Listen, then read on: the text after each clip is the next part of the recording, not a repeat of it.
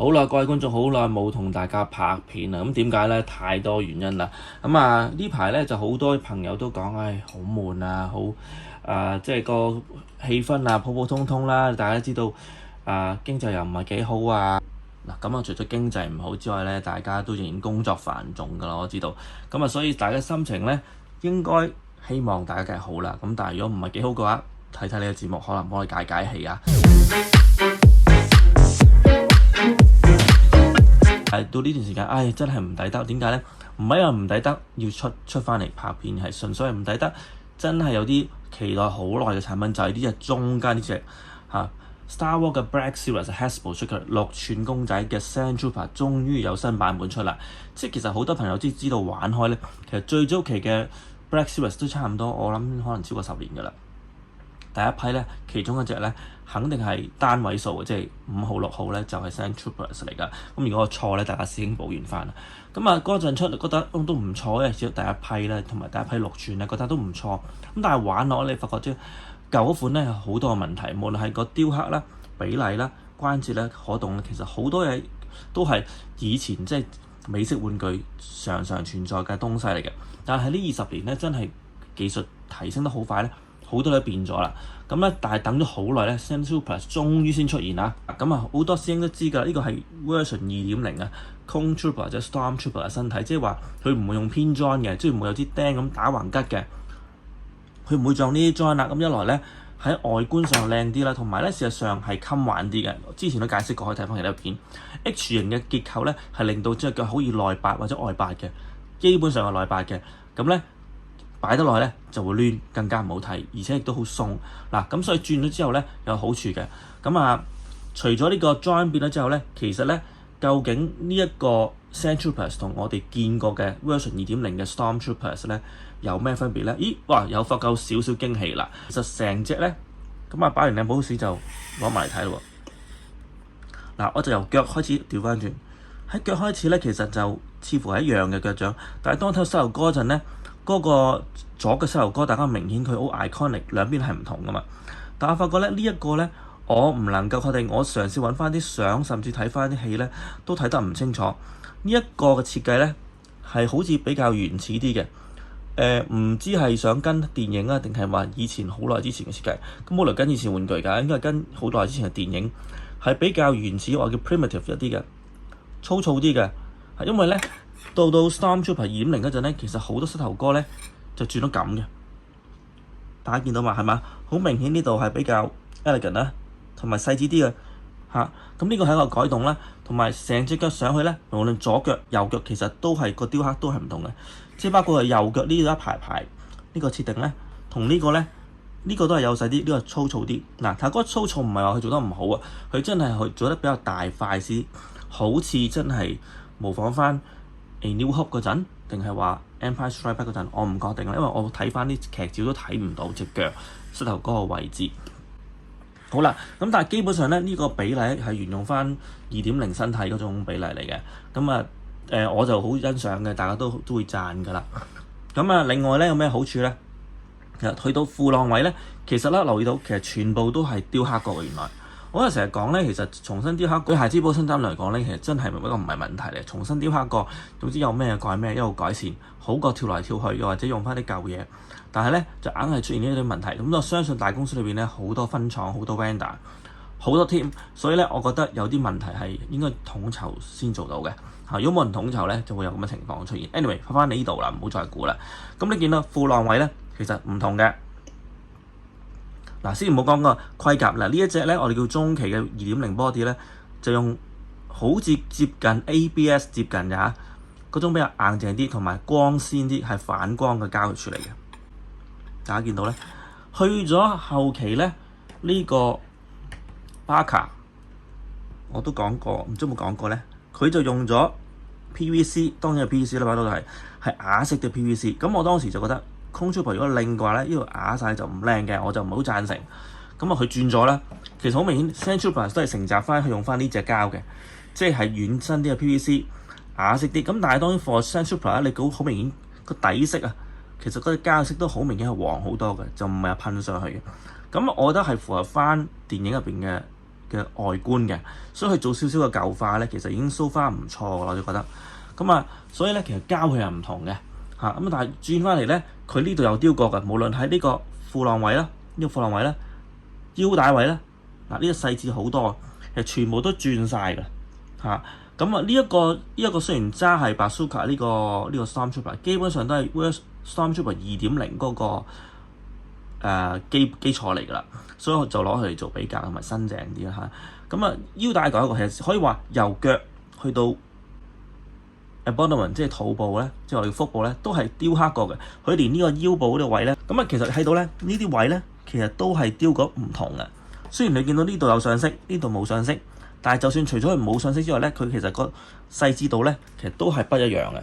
咁究竟係咪 Sandtrooper 係咁樣咧？我就始終唔認為唔係，因為當年嘅 Star Wars 拍嗰陣咧，budget有限咧，其實應該係同一套帽就做咗幾廿套衫，然後就都係 Sandtrooper 得嗰幾個10個8個演員就不停咁樣去跑龍套咁樣就拍㗎啦嚇。咁 Stormtrooper 可能多少少啦，咁所以其實基本上我相信一樣。雖然喺個設定裏邊有講到呢啲係防沙啊好多嘢啊防風沙啊，即係入去噏㗎啦嚇。咁但係外觀上都係差唔多嘅啫。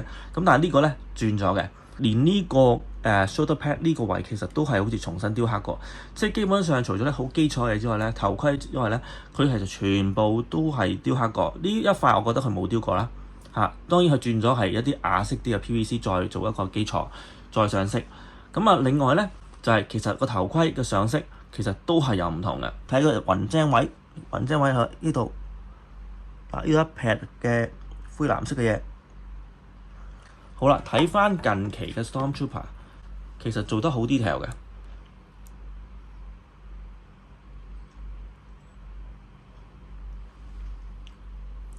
佢個雲精位唔單止係細啲啦，同埋你見呢啲位咧都係唔同嘅。嗱，我睇個 sculpture 基本上就冇大變異嘅，但喺上色方面咧就好唔同。譬如呢個位。呢個面客位佢係有一間㗎啦，後期加啦，最早期都冇，因為嗰陣技術問題印唔到咁幼細啦。而家呢啲唔會出界㗎啦。好啦，你發覺呢個咧係冇嘅，即係一個主色。嗱，我見到佢有紋嘅，但係佢就冇印到一條條紋嘅。所以其實喺上色方面咧，我覺得佢成隻嗰個設定咧係想跟翻A New Hope 入邊 Sandtrooper 嗰種嘅狀態嘅。咁呢個好 appreciate 佢能夠做到咁啦。咁但係問題就係、有啲小缺點嘅。嗱，當然呢個背囊咧，我就冇攞第一個版本嘅背囊去比較，甚至好多牌子或者佢牌子簿自己出咧，背囊都有轉過下嘅。咁啊背囊個掛法咧就幾好嘅，我覺得簡單得嚟咧就夠啦。其實唔係好穩陣嘅，一支針就穿落去嘅，一個窿吉落去。咁嘅左邊膊頭嗰個 magazine pouch 咧，其實係搭咗上層面，亦都幫佢好似叫做固定咗少少。其實同戲入邊嘅情況係差唔多嘅，即係有啲即係漏漏爆爆咁啦。你知其實寫實嚟講，呢個係嗰個做法都係咁樣，即係寫實得嚟，其實真係唔需要咁整齊。除咗條頸你可以長多少少之外咧，冇乜投訴啊嚇。咁啊，因為本身個基礎好啦，佢加上咧用個新嘅啞色嘅 PVC 膠，其實幾啱 Sandtrooper 嘅，係真嘅，因為啲磨沙定係磨到冇唔會有乜光位㗎啦嚇。咁加上就係顏色啦，加上就係重新雕刻過差唔多好多部分咧，咁令到嗰個尤其是嗰啲粗糙位咧，我覺得即係有啲即係復古味嘅。咁成個 Sandtrooper 我覺得抵買啊！仲有當然最後尾就係一支槍。嗱，支槍咧，如果係 Hasbro 嚟計咧，應該就未出過。嗱，有錯請更正啊！其實你見到款都係啲 MG42、MG43嗰啲 magazine pouch， 呢個 magazine drum 啊擺喺度啦，改裝咁樣。但係呢支係細啲嘅，就似支 MP40 出去改裝嗰陣，其實全部都係德軍槍械改裝為即係帝國風步兵嗰啲武器嘅。咁當然除咗實用之外，亦都有寓意嘅。好啦，咁呢支槍好似未出過，基本上啊，咁啊上色啦，佢啲細節都做得好好嚇。咁所以呢隻咧冇期待錯嘅，我都所以千辛萬苦都專登買一套翻嚟，因為冇一隻買一套翻嚟就係想開呢隻嘅啫，就睇下究竟佢搞乜。因為你知啊，我作為一個 toy maker 玩具人咧，即係我最中意睇呢啲嘢啫。雖然呢個沙兵對好多朋友嚟講係又係嗰啲嘢，至到 upgrade 版，但係對於白冰嘅愛好者嚟講咧，除咗中意之外咧，一個 toy maker 咧，我自己咧我都會去嘗試去了解發生緊咩事嚇。咁所以除咗一般嘅收藏家位之外咧，我覺得佢都會買，因為改良版啊嘛，好咗好多。事實上佢真係有 improvement 同埋有好多值得欣賞嘅改動，即係唔係話成添足嗰啲新嘅槍啦、新嘅背囊啦、新嘅雕刻啦、比例啦，嗱條腰嗰度啦，仲有加多2個3x3，即係1x3係咪1x3啦？乘3嘅 magazine pouch 兩邊都有個咁所以呢啲係之前冇喎。咁頭盔嗰個細節度咧，細節度有變化咧，其實基本上到成個咧，即係抵買嘅。望落好似係2.0改下你錢，其實就我覺得就好過呢啲啦，係咪？呢啲都起碼有啲跑咁當然呢啲梗係值得買，但係又唔會多人中意啦。你話係咪好過呢啲咧？我又唔知啊。呢個其實未出過巴卡但係佢就用咗亞色希望佢主要轉晒。如果 Clone Trooper 全部都係亞色嘅，咁就亞色啦。或者 Clone Trooper 真係戰場上多見到，可能都光滑都搞到唔光滑啦，咁冇問題嘅。通常喺戰艦上面太空嗰啲應該就光粼粼因為即係當年嗰種美學當年嗰種科幻思考邏輯就係咁啦。好，我幾中意呢個係Andor 入邊呢啲兵咧。其實佢有一隊兵就大結局嗰陣，即係第2 Season 2尾咧，有一隊特種部隊係呢啲嚟嘅即係當然佢哋係唔係啲最重裝甲嘅 Stormtrooper 啦，但係都好似好打得咁。有啲戴帽，有啲冇戴帽啦，有啲光頭啦。呢個其實就可以除頂帽嘅我覺得係幾型仔嘅呢個設計。我自己就好中意呢啲款咯，即係出多啲嘅模仿嘅咁應該嚟緊仲有1-2款好似類似咁嘅嘢。Anyway 呢個 Sand Trooper 我覺得係我俾好高分佢嘅，即係你俾10分滿分咧，呢個都9分㗎啦。因為係除咗少少比例上或者舊化唔夠多，我覺得唔數奄尖，因為佢好合理個舊化係即係唔係跌咗落個泥凼但係即係長期就算係冇乜跌撞喺風沙嘅磨蝕之下咧，就呢種效果。因為佢加咗好多細節，喺好嘅2.0基礎上面加翻啲應有嘅細節咧，我覺得係好值得去欣賞嘅。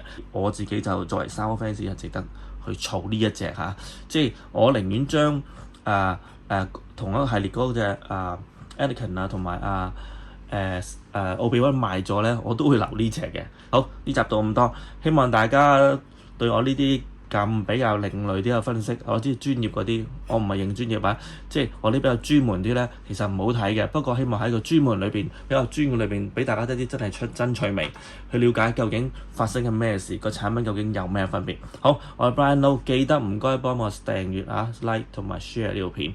OK， 好，遲啲見，拜拜。